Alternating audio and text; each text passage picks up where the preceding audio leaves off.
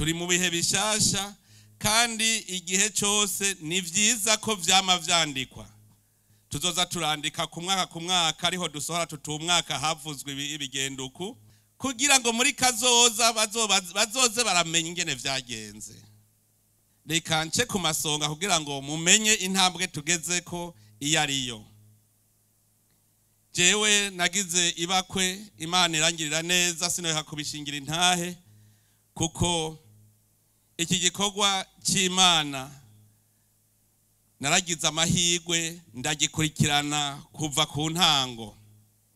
None n'ubu murabona nagize andi mahirwe mbari jewe nyene ndakirongora.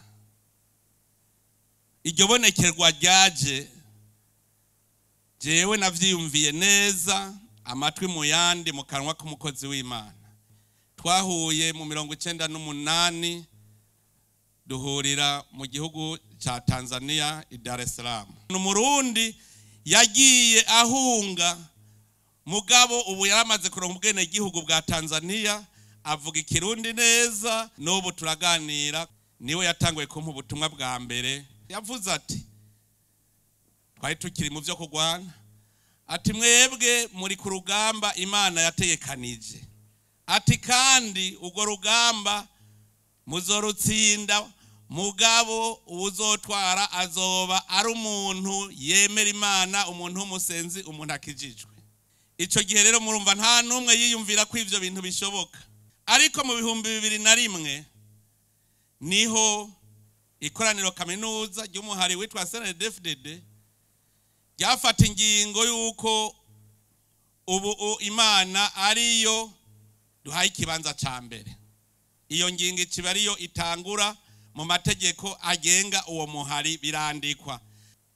Nobabwira ko ari ico gihe ijya korale mubona komeza gusenga niho yavukiye. Bavanze bari mu mashengero yose. Biratanguye aho dushikiye ngaha igihugu kigiye mu mahoro. Vyarakomeye cyane kuko niho umuryango w'umukuru w'igihugu watanguye kubishira imbere.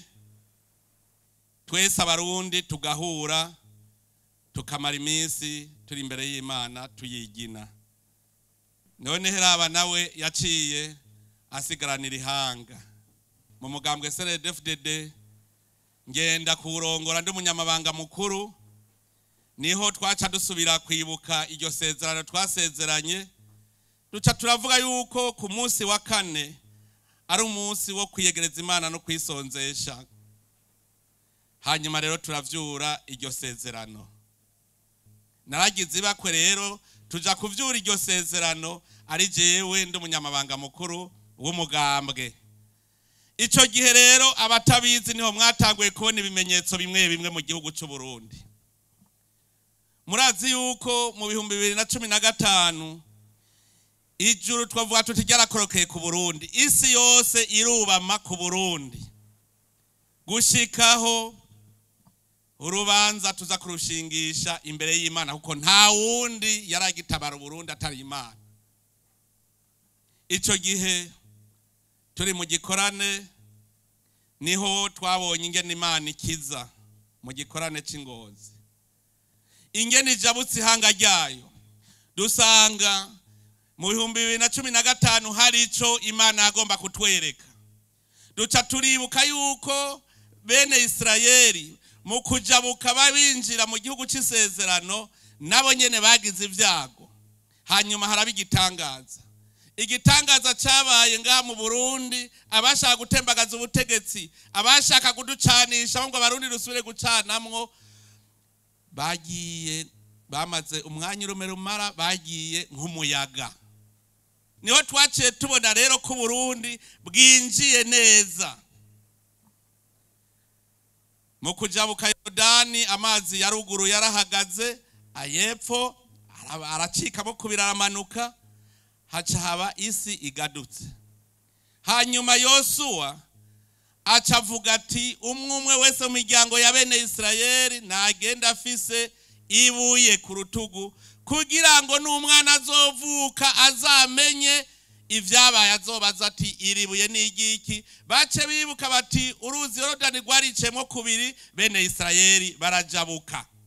Natwe dusanga mu 2015 Uburundi bwari bujabutse bugiye mu mahoro, kandi ivyavuzwe nivyo vyatashe gushika uno munsi. Uburundi, abarundi bari mu kanyamuneza, baranezerewe. Niho twabonye tuti bene Isirayeli bashinze ibuye umwe wese mu muryango iwe. Natwe dusanga dufise amashiga 3 mu Burundi. Erega burya abahutu n'abatutsi n'abatwa n'amashiga, ishiga rimwe ntiriteka ngo bishe, yose ari kumwe niho inkono ijako igasha. Niho rero mwabonye ivyo bimenyetso mu miryango itari mike babishinga, ndetse no mu bibanza bimwe bimwe by'abazi iryo sezerano. Nagiye ndabibutse ajya amabuye 3 muzobona ni ikimenyetso yuko Burundi bwajabutse mu mwaka wa 2015 tukinjira mu mahoro nyayo. Imana iduhaye ikimenyetso gikomeye cyane, kuko kubona isi yose n'abarundi bamwe bamwe bose bavuga bati Burundi tubusambure, Imana ikanka. Ni ikintu gikomeye cyane cintibagirwa. Twarabandanije urwo rugendo tuje imbere y'Imana gushikaho rero Igitega mu kindi gikorane dufata ingingo yo kuvyura rya sezerano. Dusubira gusezerana tuvuga tuti kuva ubu Imana niyo yonyene nsa tuzokorera, tuzogamburukira. Umukuru w'igihugu sogokuru aturi imbere aravuga ati jewe n'umuryango wanje tuzokurikira Imana gusa, mweho twese turavyemeza, turi kumwe turabarundi bose. Ico gihe nkuko mubisoma mu ijambo ry'Imana, Yosuwe nawe yarasubiye aravyura iryo sezerano, acavuga ati ko musezeranye uko, reka rero ngiribuye gicabona, kugira ngo nimwahemuka kuri iryo sezerano mugasubira gukurikira izindi mana, iribuye riratubera icagirizi. Aca shinga ibuye. Ico gihe naho nyene mwarabonye abarundi benshi bamaze kuja muri iryo sezerano baciye bashinga ibuye ry'icagirizi. Abarundi bose bemera isezerano ry'Imana bose baciye bashinga iryo buye ry'icagirizi, kugira ngo nitwasubira inyuma rize ribe ari ryo ritwagiriza imbere y'Imana. Murumva yuko ibintu turimwo si ibintu by'ubufyinasi, ni ibintu Imana yonyene irimwo, kuko kw'isi nimumbwira ahandi hantu murumva ikindi gihugu kigira ibimenyetso nk'ivyo ikavuga kiti ndagiye mu minwe y'Imana, nzokorera Imana yonsa. Nico ituma muboye hirya cibutso mwibuka isezerano, mukazobona hajya hari ibuye ry'icagirizi, mwibuke iryo sezerano, mukazobona ry'amabuye 3, mumenye ko Imana yarokoye Burundi, isi yose yabwubarayeko.